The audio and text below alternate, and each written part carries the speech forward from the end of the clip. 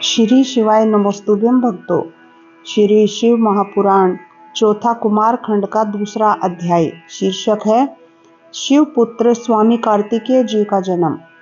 ब्रह्मा जी बोले, यद्यपि शिव जी का सर्व प्रकारेण योग ज्ञान में प्रवीण और त्यकत काम है, तथापि पार्वती जी के भय से उन्हें संभोग त्यागते न बना। वे द्वार पर आ मुझ सहित विष्णु जी को देखकर बहुत ही हर्षित हुए। देवताओं ने उनकी स्तुति आरंभ की, तारक आदि महादैत्यों का विनाश करने का निवेदन किया।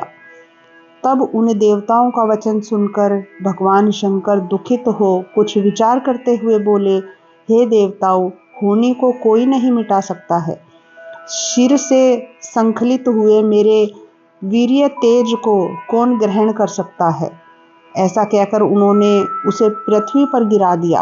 उसे देख देवताओं ने अग्नि को प्रेरणा दी कि तुम इसे कपोत बनकर ग्रहण करो। कपोत रूपी अग्नि ने समस्त तेज का भक्षण कर लिया। उसी समय वहां पार्वती जी आ गई, क्योंकि शिव जी को द्वार से उनके पास जाने में विलंब हो गया था। यहाँ पहुंचकर उन्होंने सब वृतांत देखा तो उन्हें बहुत क्रोध आ गया। उन्होंने हरि आदि देवताओं से कहा, तुम बड़े ही स्वार्थी और दुष्ट हो। अपने स्वार्थ के लिए परम प्रभु शिव जी की आराधना कर तुमने मेरे विहार को भंग किया, जिससे मैं वंध्या हो गई। मुझसे विरोध कर कोई भी देवता सुख नहीं पा सकता। ऐसा कहकर पार्वती जी ने विष्णु आदि सभी देवताओं को शाप दे दिया। पार्वती जी के क्रोध से अग्नि प्रज्वलित हो उठी। सती ने कहा, सब देवांगनाएं वंध्या हो जाएंगी। मेरे विरोधी सभी देवता दुख पाएंगे। देवताओं से ऐसा कहकर पार्वती जी ने अग्नि से कहा, क्यों रे, तूने शिव जी का तेज भक्षण कर लिया है, अतएव आज से तू सर्वभक्षी हो जा और इसके लिए सर्वदा ही पीड़ित रहे। तू शिव जी के तत्व को न जाने और सर्वदा देवताओं का ही कार्य साधक रहे। अग्नि को भी इस प्रकार शाप दे पार्वती जी महारुष्ट होकर अपने स्थान को चली गई। जब शिव जी गए तब उनसे सब वृतांत कहा। तत्पश्चात पार्वती जी ने गणेश जी को उत्पन्न किया।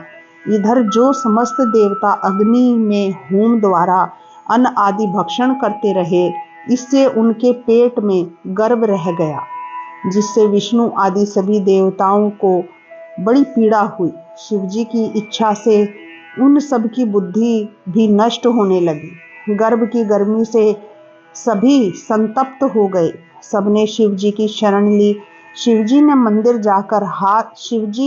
के मंदिर जाकर हाथ जोड़कर बड़ी स्तुति की। गर्भाधान से युक्त अपना कष्ट कहा, उसके निवारण की प्रार्थना की।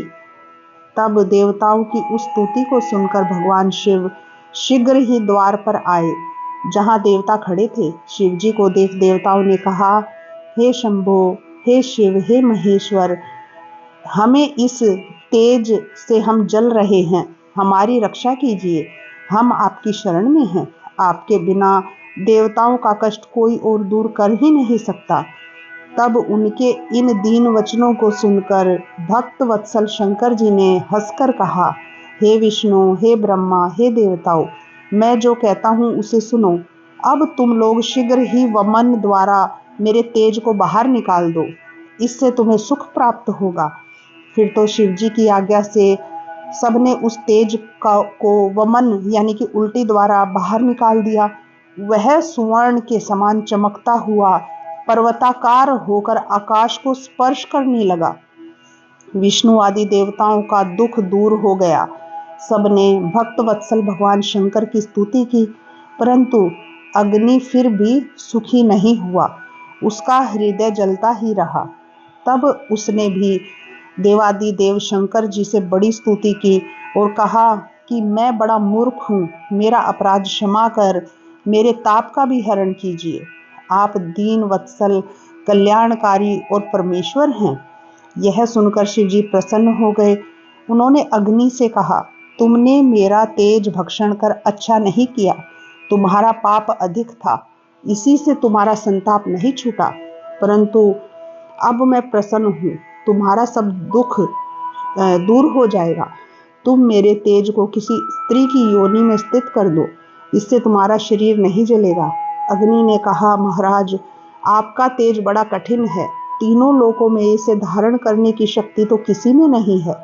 उसी समय हे नारद, तुम भी वहां आ गए। तब तुमने अग्नि के उपकारार्थ यह कहा कि हे अग्नि, शिवजी जैसा कहते हैं वैसा करके तुम सुखी हो जाओ। शिवजी की इच्छा से मैं तुम्हें इसका एक सहज उपाय बतलाता हूँ। माघ के महीने में जो स्त्री प्रयाग में स्नान करने आवे, उसके देह में तुम इस महत तेज को स्थापित कर देना। ब्रह्मा जी कहते हैं कि इसी समय वहां सप्त ऋषियों की भी स्त्रियां आ गई। माघ का महीना था, वे बड़े तड़के ही स्नान करने के लिए आई थी। उनमें से 6 स्त्रियां शीत से अधिक आर्त होकर अग्नि की ज्वाला के समीप आ गई। यद्यपि अरुंधति जी ने शिव आज्ञा से उन्हें बहुत मना किया, परंतु वे न मानी और अग्नि तापने लगी। फिर तो उसी क्षण उनके रोमों द्वारा शिव जी के उस तेज कण उनके शरीर में प्रवेश करने लगे। अग्नि दाह रहित हो गया। वह अंतर्ध्यान हो शिवजी का स्मरण करते हुए अपने स्थान पर आया। 6 स्त्रियां अग्नि से गर्भवती हो दुखी हो गई। उनके पतियों ने उन्हें त्याग दिया। उन 6 को अपने व्याभिचार पर बड़ा दुख हुआ। वे हिमालय पर जाकर के तप करने लगी। वहां उन्होंने उस गर्भ का त्याग कर शांति लाभ की। परंतु जब वह पर्वतराज भी उस गर्भ को सहन नहीं कर सका, तो गंगा जी में गिरा दिया उस तेज को। गंगा जी भी सहन नहीं कर सकी, तो उन्होंने अपनी तरंगों से उस तेज को सरकंडे के वन में त्याग दिया। वहां पर एक तेजस्वी बालक हो गया। मार्गशीर्ष शुक्ला षष्ठी के दिन शिवजी के उस पुत्र का पृथ्वी पर प्रादुर्भाव हुआ। उसके आविर्भूत होते ही हिमालय पर स्थित शिव पार्वती को भी बड़े आनंद की अनुभूति हुई और पार्वती जी के स्तनों से आनंद का दूध चूने लगा। तीनों लोकों में सुखदायक मंगल हो गया। दुष्टों को और विशेषकर दैत्यों को बड़े ही विघ्न दिखाई पड़ने लगे। आकाश में दुंदुभियां बजने लगी और सरकंडे के वन में उस बालक पर फूलों की वर्षा हुई। विष्णु आदि सभी देवता आनंदित हो गए। इस प्रकार श्री शिव महापुराण चौथा कुमार खंड का 2रा अध्याय समाप्त होता है। श्री शिवाय नमोस्तुभ्यं भक्तों।